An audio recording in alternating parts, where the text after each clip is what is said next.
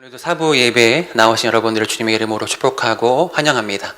이 시간도 함께 예배함 속에서 우리의 소망 되시며 우리의 삶의 기쁨 되시는 주님을 경험하고 또한 그분의 음성을 통하여서 우리의 또한 시작될 우리의 걸음이 담대하게 당당하게 걸어가게 되기를, 승리케 되는 은혜가 우리 모두에게 있기를 주님의 이름으로 축원합니다. 여러분, 혹시 누군가가 내 이름을 불러주었을 때 특별함을 경험했던 적 있으십니까? 뭔가 특별한 느낌을 받았던 경험 있으십니까? 정연아, 이렇게 이름을 불렀을 때, 주연아, 이렇게 누군가가 이름을 불렀을 때 뭔가 특별한 느낌을 느껴본 적 있으신가요?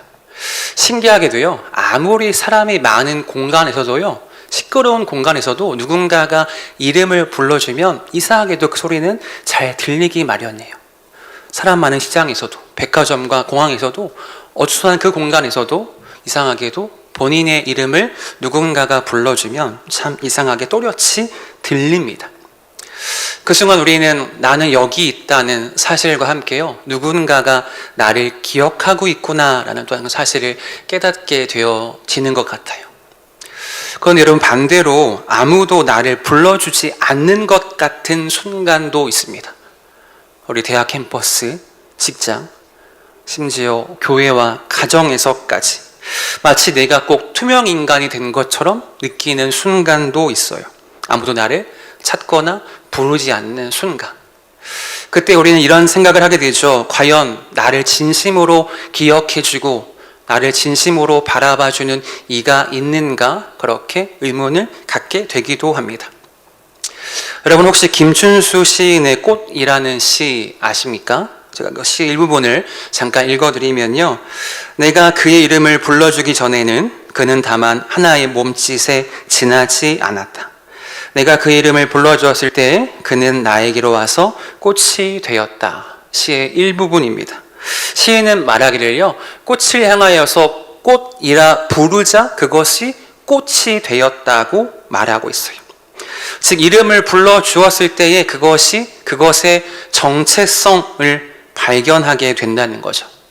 여러분, 그래서 이름이라는 것은요, 단순히 그 사람을 부르는 호칭이 아니라 그 이름 안에는 정체성과 존재가 나타나기 마련입니다. 그런데 우리가 방금 읽었던 본문의 말씀은요, 예수님께서 제자들을, 특별히 레위를 제자로 세우시는 장면을 우리에게 소개해주고 있습니다. 모두에게 외면받았던 사람, 심지어 동족에게까지 버림받았던 그 레위를 예수님께서 찾아오셔서 그를 주시하여 보시고 그를 찾아 그의 이름을 부르시면서 그에게 말씀하세요. 나를 따르라. 이 짧은 이 한마디의 이 말씀이요, 레위의 인생을 완전히 뒤바꾸어 놓게 되고요, 그를 향한 주님의 사랑과 시선이 그의 삶의 꽃이 피워지게 됩니다. 오늘 우리는 함께 이 시간 말씀을 통해서 그 부르심이, 그 주목이 지금 우리에게도 향하고 있음을 함께 발견하는 시간 되기를 소망합니다. 그리고 그 사실을 통하여서 하나님께서 친히 오늘도 우리를 부르시는 그 은혜를 경험하며 그 은혜를 누리는 복된 이 시간이 되어지기를 주님의 이름으로 축원합니다. 먼저 누가복음 5장의 시작을 보면요, 예수님께서 게네사렛 호숫가에 있는 제자들을 만나시고 제자들을 부르시게 되죠. 고기를 잡고 있던 게네사렛 호숫가의 어부들을 만나서 그들을 제자로 삼으시는 내용이 5장 초반에 등장합니다. 그 제자 3인방, 너무나 우리에게 익숙한 3인방, 베드로, 야고보, 요한, 3명을 부르시게 되죠. 그 상황을 잠시 설명드리면요, 그들은 밤새도록 고기를 잡으려 했지만요, 한 마리도 잡지 못하는 절망적인 상황에 놓이게 됩니다. 여러분, 혹시 낚시를 좋아하십니까? 낚시를 하시러 갔을 때 낚시를 잘 하면 뭔가 기분도 상쾌하고 뭔가 기분이 좀, 죄송합니다, 째진다는 그런 표현을 느끼기 마련일 텐데요. 여러분, 어부에게 있어서는 단순히 고기를 잡는 게 그런 기분이 어떻게 되는 것뿐 아니라요, 반대로 어부가 고기를 잡지 못했다, 만약 우리가 낚시를 갔습니다. 몇 마리 잡았니?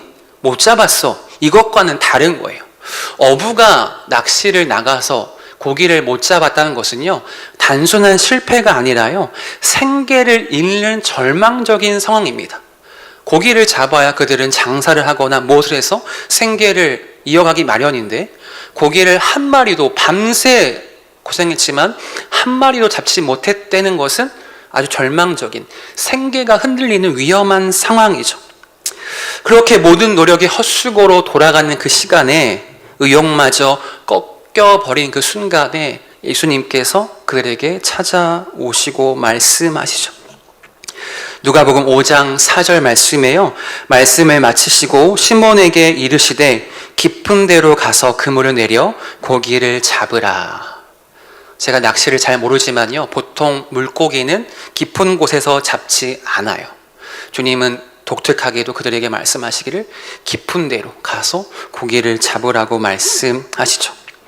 그 결과는 어떠합니까? 우리가 아는 바와 같이요, 그들이 그 말씀에 순종하여서 깊은 곳에 가서 고기를 낚으려 하자 그물이 찢어질 정도로 많은 고기를 얻게 되는 놀라운 기적을 그들은 경험하게 되죠.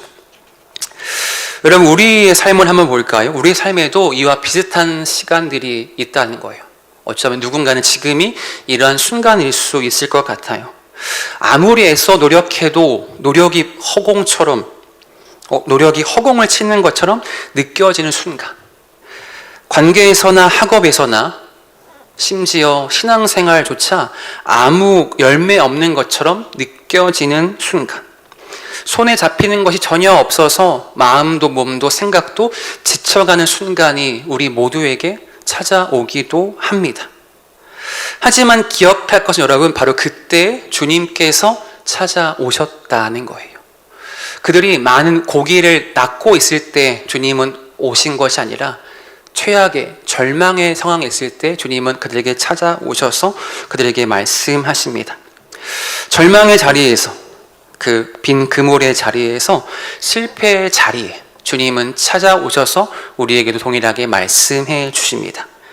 깊은 데로 가서 그물을 던져라, 다시 시작해라, 내가 너희와 함께 하겠다, 그렇게 말씀해 주시죠. 사랑하는 믿음의 동역자된 동도의 모든 성도 여러분, 바라기는 오늘도 이 시간 우리 각자에게 찾아오셔서 말씀해 주시는 하나님의 음성을 듣기를 소망합니다. 그리고 그 음성을 통해, 그 말씀을 통해 우리가 새 힘을 얻어서 우리의 모든 삶의 순간순간마다 좌절과 절망이 아니라 그 말씀의 힘으로, 그 음성의 힘으로 매일매일 걸음을 당당하게, 담대하게 걸어가며 승리하게 되는 복된 우리의 인생이 되어지기를 주님의 이름으로 축원합니다. 이후 베드로는요, 거룩한 주님 앞에 엎드려 자신의 죄를 회개하며 고백합니다. 주여, 나는 죄인입니다. 나를 떠나소서, 그렇게 회개하며 엎드려 고백하죠.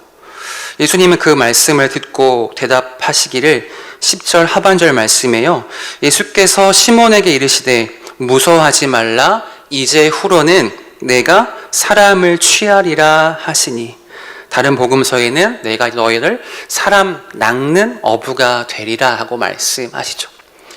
여러분, 일반적인 어부는요, 살아있는 고기를 잡아서 죽이는 사람입니다. 그렇죠?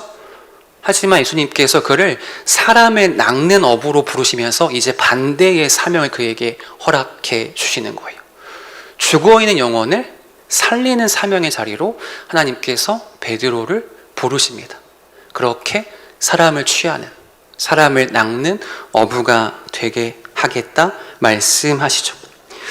이후에 베드로의 반응입니다. 11절 말씀을 한번 함께 읽어볼까요? 11절 읽습니다. 시작. 그들이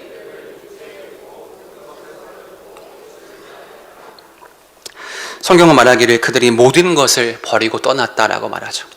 이 모든 것은 무엇일까요? 단순히 고기를 잡는 데 사용하는 배나 그물, 함께하는 동료들을 말하는 것이 아니라요, 그것은 그들이 일평생 의지하며 살아왔던 안정된 직업과 동시에 익숙한 일상과, 그리고 자신이 그동안 붙잡아왔던 삶의 전부, 이 모든 것을 버리고 베드로는 예수님을 따랐다, 그렇게 이야기하고 있는 거예요. 예수님의 부르심 앞에 자신의 안전망과 미래 계획까지 다 포기하고 주님의 부르심에 그들은 반응합니다. 이건 단순히 그럴까요? 한번 가보죠 뭐. 좋아요, 가볼게요. 이러한 것이 아니라 삶의 주인이 완전히 바뀌는 순간이에요.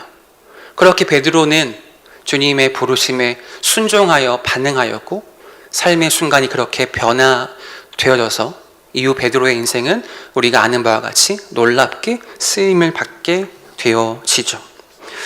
이처럼 예수님의 부르심은요, 이렇게 단지 상반부에 기록되어 있는 어부들만 향한 것은 아니었어요.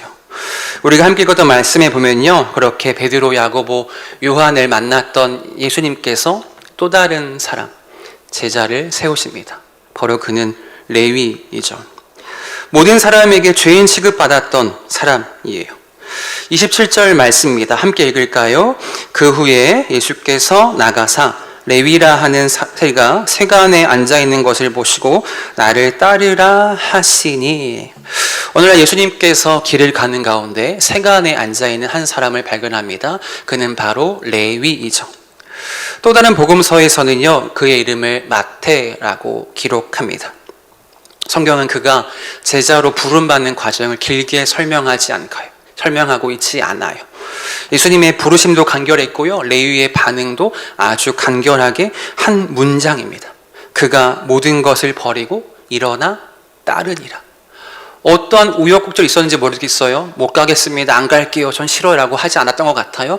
그저 단 한 문장, 그가 모든 것을 버리고 일어나 떠나니라. 여러분이 레위였다면 주님께서 가자 했을 때 많은 생각을 했었을까요? 가볼까? 아니야. 고민해볼까? 잠깐 집에 갔다 올게요? 이런 고민했을까요? 당장 그 반응에, 그 부르심에 반응했던 거죠. 일어나 나를 따르라, 이 한마디의 말씀이요, 우리가 앞서 보았던 베드로와 요한과 야고보의 반응처럼 레위 역시 즉시 모든 것을 버리고 일어나 예수님을 따라갑니다. 성경은 레위의 직업을 세리라고 말해요. 세리. 우리가 또 다른 세리 익숙한 아저씨 있죠? 키 작은 아저씨, 뽕나무 위에 올라갔던 삭개오. 그 세리라는 사람은요, 오늘날로 말하면 회계사 혹은 금융업자와 비슷하지만 좀 역할은 달랐던 것 같아요. 당시의 세리는요, 직업 이상의 부정과 착취의 상징이었습니다. 세리하면 손가락질을 받던 시대였던 거죠. 당시의 세리는 로마 제국이 부여한 세금을 거두는 일을 했는데요, 실제로 그들은 나라에서 이만큼만 걷어오세요 했던 것을 넘어서 더 많은 돈을 걷어서 더 부정한 부득이하게 재산을 챙겼다는 거죠. 나라에서 여러분 가셔서 나라마다 집집마다 10만 원의 세금을 걷어와라, 그렇게 국가에서 시키면 이 세리는 가서 20만 원, 30만 원 더 큰 돈을 받아다가 자신의 주머니를 챙겼던 자들이에요. 이 때문에 세리는요, 부와 권력은 누렸지만 동족들에게조차 매국노라고 취급받았던 존재들입니다. 죄인의 대명사라 불렸고요, 사람들은 함께 그들과 식사도 하지 않고 함께 그들과 교제하며 관계도 맺으려 하지 않았던 자가 세리라는 직업을 가진 사람들이에요. 사람으로 추지도 않았다는 거예요. 그런데 오늘 말씀에 그렇게 누구에게도 환영받지 못했던 세리, 레위에게 주님께서 찾아가셔서 그를 주시하여 보셨다고 성경은 이야기합니다. 27절 말씀, 그 후에 예수께서 나가사 레위라는 세리가 세관에 앉아있는 것을 보시고 나를 따르라 하시니, 예수님께서 그를 보시고 따르라 말씀하셨다고 성경 그렇게 이야기하죠. 여기서 보다라는 것은 단순히 이렇게 쳐다본 것이 아니라요, 지나가면서 훑혀본 그런 시선이 아니라 원어는 이것을 세아오마이라 하는데요, 이 보다는 의도적으로 주의 깊게 관찰하며 집중한다는 겁니다. 그냥 단순한 시선, 그냥 한번 내 눈에 보였네가 아니라 의도적으로 집중해서 보는 그 시선, 주목하여 깊이 바라보는 것이 바로 오늘 말씀에 등장한 보시고 주목하신 말씀인데요, 그렇게 예수님은 레위를 단순히 스쳐본 것이 아니라 그를 주목하여서 의도적으로 바라보십니다. 사람들은요, 그동안 그의 죄와 과거만을 봤을 거예요. 하지만 주님은 그의 영혼을 바라보십니다. 여기서 우리가 기억할 것은 바로 이것이 우리 주님의 하나님의 부르심의 본질이라는 사실이죠.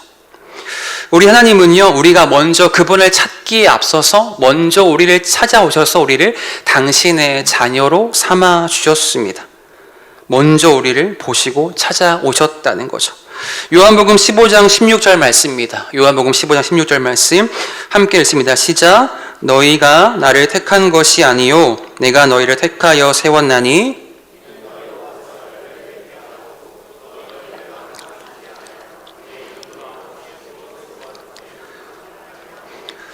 성경은 분명히 말합니다. 너희가 나를 택한 것이 아니라 내가 너희를 택하였다. 우리가 먼저 주님 앞에 간 것이 아니라 주님께서 먼저 우리를 찾아와 만나 주셨다는 거죠. 그런데 이 만남에는요, 아무런 조건이나 자격이 결코 존재하지 않습니다.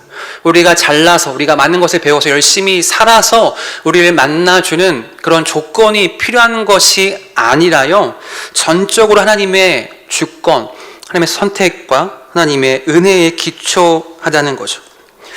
이 부르심은요, 단순한 새로운 삶의 방향을 제시하는 것이 아니라 우리의 정체성을 새롭게 하시는 것이고요, 하나님의 자녀로 우리를 세우시는 놀라운 부르심이라는 거죠.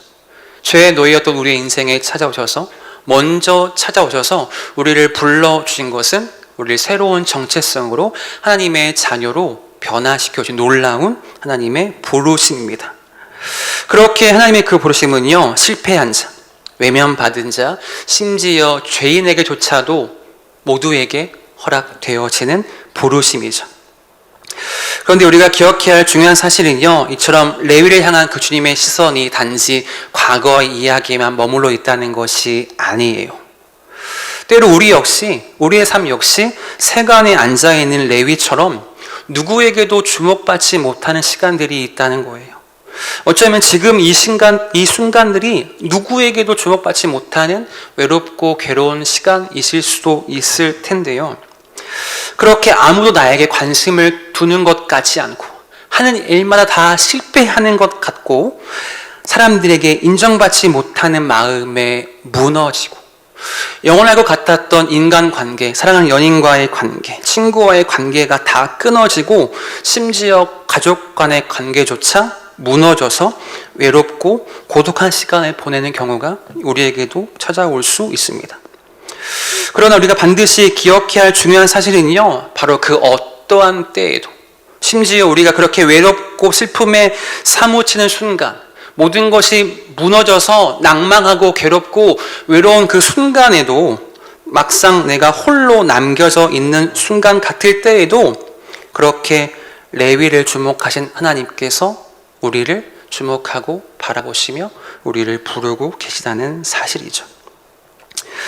그분 우리를 부르실 뿐 아니라 우리를 또한 바라보실 뿐 아니라 그분의 사역에 하나님의 나라를 위하여서 천국 백성으로 우리를 불러주십니다. 그 부르심은 여러분 어떠한 자격이나 조건을 갖추어서가 아니라요, 그냥 우리를 사랑하시기 때문에 오직 그분의 사랑 안에서 그분의 사랑과 은혜로 우리를 품으시고 세워주시는 겁니다. 이처럼 우리 주님은 우리를 부르시고 우리를 당신의 백성, 당신의 자녀로 삼아주셨어요. 여러분, 우리가 그 사실을 믿는다면 지금 우리가 서 있는 삶의 자리에서 예수님의 부르심에 감사하며 기쁨으로 반응하며 살아가야 한다는 사실입니다. 부르심을 거절하거나 외면하거나 도망칠 것이 아니라 아무런 자격 없는 나를 부르신 하나님의 그 은혜에 감사하며 기쁨으로 그 길을 걸어가야 한다는 거예요. 부르신 그분께서 감당할 힘도 우리에게 부어주시기 때문이죠. 이러한 믿음 가지고 주님의 부르심에 순종하며 나아가는 복된 우리 믿음의 걸음 되어지기를 주님의 이름으로 다시 한번 축원드립니다. 다시 본문으로 와서요, 28절 말씀을 한번 다시 읽을게요. 28절 읽습니다. 시작. 그가 모든 것을 버리고 일어나 따르니라. 그는 예수님의 부름에 즉각 반응합니다. 앞서 보았던 베드로처럼 모든 것을 버리고 즉각 반응하여 예수님과 함께 따라가게 되죠. 단순히 그가 직업을 그만두었다는 걸까요? 그런 의미가 아니에요. 그는 그동안 레위로서 그가 그동안 붙잡고 있었던 안전망, 사회적 지위, 부와 권세와 명예, 그리고 그로 인해 얻었던 삶의 모든 안정을 다 그는 내어 버렸다는 사실이죠.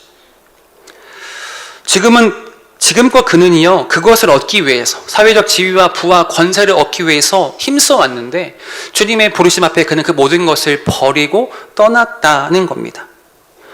그동안 그는 그것을 얻기 위해서 한때 우리가 써왔던 말처럼 영끌에서 그는 그 자리에 올랐을 거예요. 하지만 그는 주님의 부르심 앞에 모든 것을 다 버리고 그동안 견뎠던 모욕도 다 그는 잊은 채 하나님의 부르심에 그는 나아갑니다.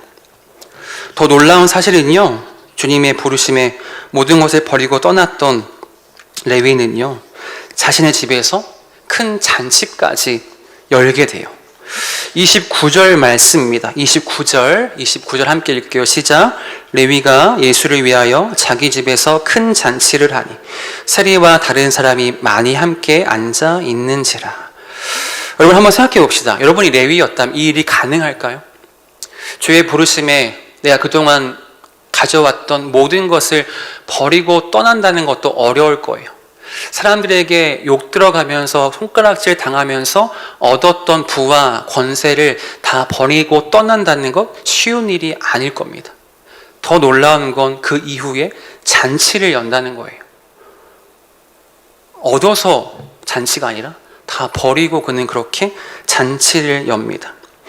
그는 어떻게 이러한 결단의 행동을 할 수 있었을까요?